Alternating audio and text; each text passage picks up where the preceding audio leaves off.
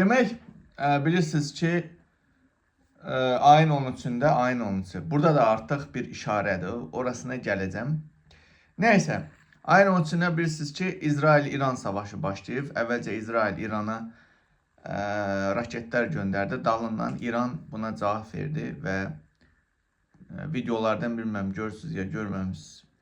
Təl-Əviv şəhəri çox bərbad vəziyyətə düşübdür. Hətta o dəmir qübbə dedikləri artıq olub xəmir qübbə sisteminə dönübdür. Həqiqətən çatdıra bilmir. Videolar var, YouTube kurallarına görə verə bilmirəm. Yəni çatdıra bilmir. Və demək, mən nəyə görə bu videonu çəkirəm?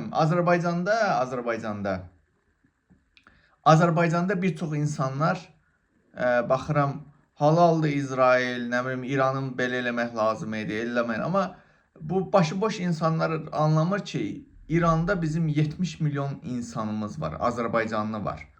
Və demək bu gün səhər Təbrizə bomba atıblar, raket atıblar. Təbrizdə demək həmin atılan yerə, bilməm, mədrəsə imiş, məktəb imiş, neymiş ora. 60 nəfər olub, onun ölübdür. Onun 20'si uşaq olubdur. Təsəvvürsünüz? Eyni raketdən İranı da atmışdı İsrail, amma bir dənə də uşaq olsun ölmədi. Amma İsrail yenə də öz uşaq qatili olduğunu sübut eləyirdi hər savaşda. Hər dəfəsində sübut eləyir ki, mən uşaq qatiliyəm. Və buna sevinən Azərbaycanımızda yaşayanlar var, cənub yox. Öz Bakıdan məsəl üçün.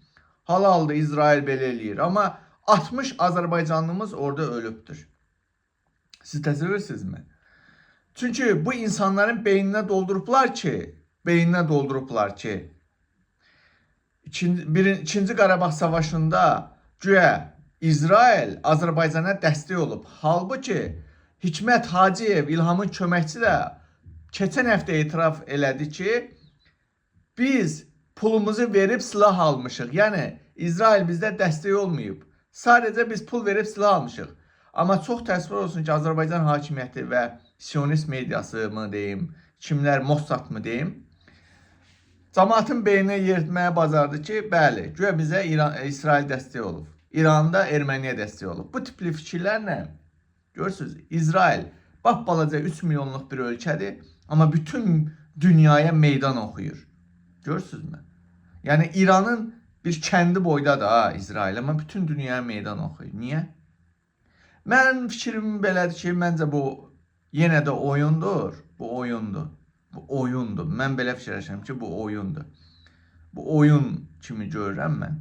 Amma oyundur, nədir?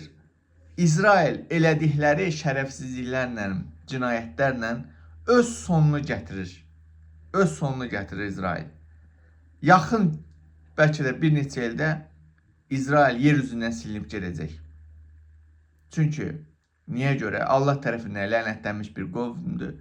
Öz peyğəmbərlərini öldürən bir qövmdür və dünyaya fitnə fəsad törətmək üçün gəlmiş bir qövmdür. Və sırf bugünkü dövrdə ancaq hədəfləri uşaq öldürmək.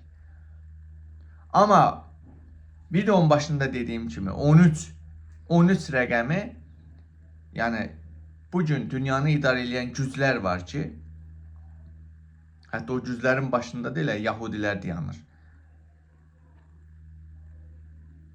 Həmin o güclər, demək 13 rəqəmi, 90, 66, nə bilim 111, 11,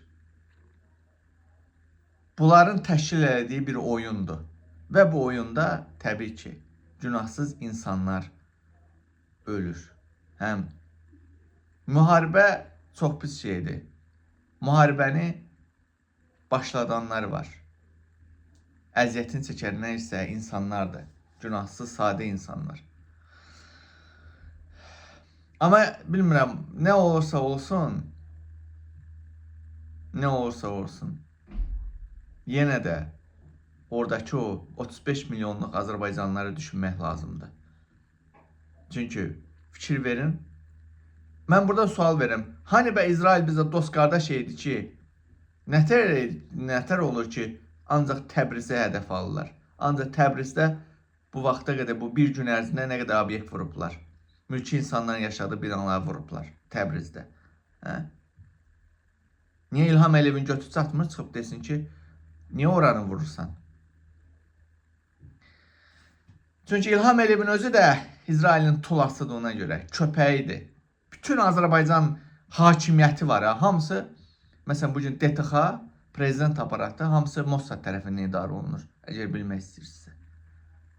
DTX-nın bugün yüksək vəzifəliləri hamısı Mossadın işçiləridir.